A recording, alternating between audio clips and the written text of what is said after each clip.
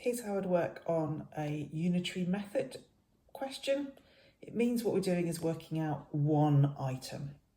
So let's see what we do. I'm first going to model the question. So it says Keith buys 6 pencils for 90 pence. So I'll put this on here.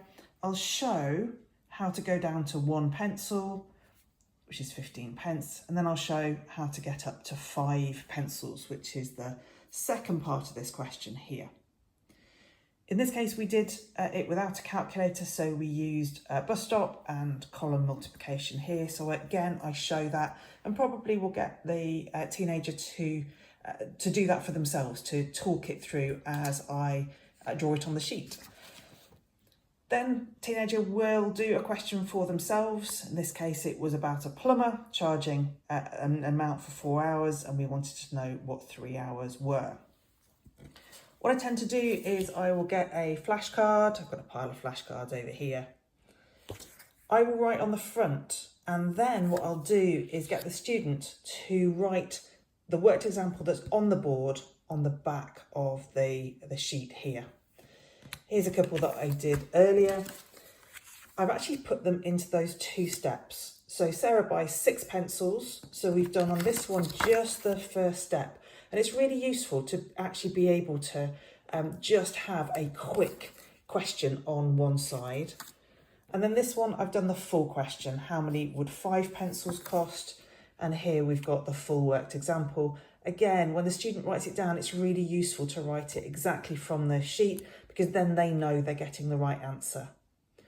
What I then do with flashcards is I will create a pile of flashcards. I've had a student that by the time they got to year 11 actually had a shoebox full of flashcards. They've all got a small question on them. So something that we've been through in class, something that we've been through and they've got right, but it was new learning, or they got it wrong. And we've got the pile of flashcards here. What's really useful is to put them in different places in the flashcard pack, and then we go through them. So you read the question, you have a go at answering it. You can use a whiteboard or a piece of paper next to you if it helps. In this case, you probably do to start with, and maybe if you know how to divide 90 by 6 without writing it down, you could do that. What I actually did in this case here is that I got the student to do this. Now I know I've written it on, but I wiped it off. So I've put it back on again. And in this case, we actually used a calculator because I wasn't testing how to do the mental maths here or even the written maths. The thing I was testing was the process. Do they know how to get down to 1 hour, 1 unit? Which side is it that they're going to divide by? Which are they going to multiply by? So back to the flashcards.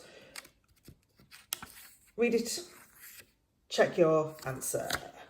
Read it, check your answer. And what we're doing is we want to put it into 2 piles. With the new learning, this one I tend to keep it cycling through. But when we've done something like that's 2 weeks ago, 2 months ago, and they're still getting it wrong, then we put it into the not got yet pile. And if it's something that's say 3 weeks ago, we'll put it in the got pile. And what we'll do is I tend to use elastic bands. Here we go. And what I'll do, I'm not going to be able to do this one-handed, but we'll put them into a pile, put the got it or the not got it label on it, and then, let's have a go.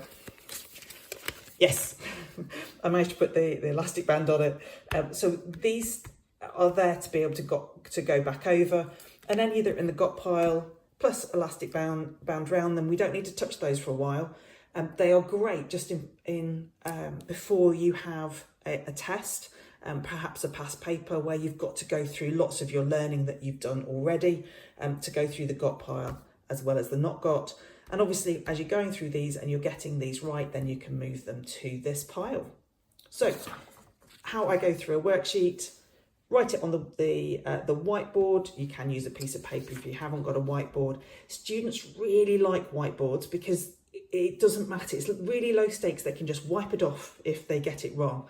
It's a really, really good tool to use with them.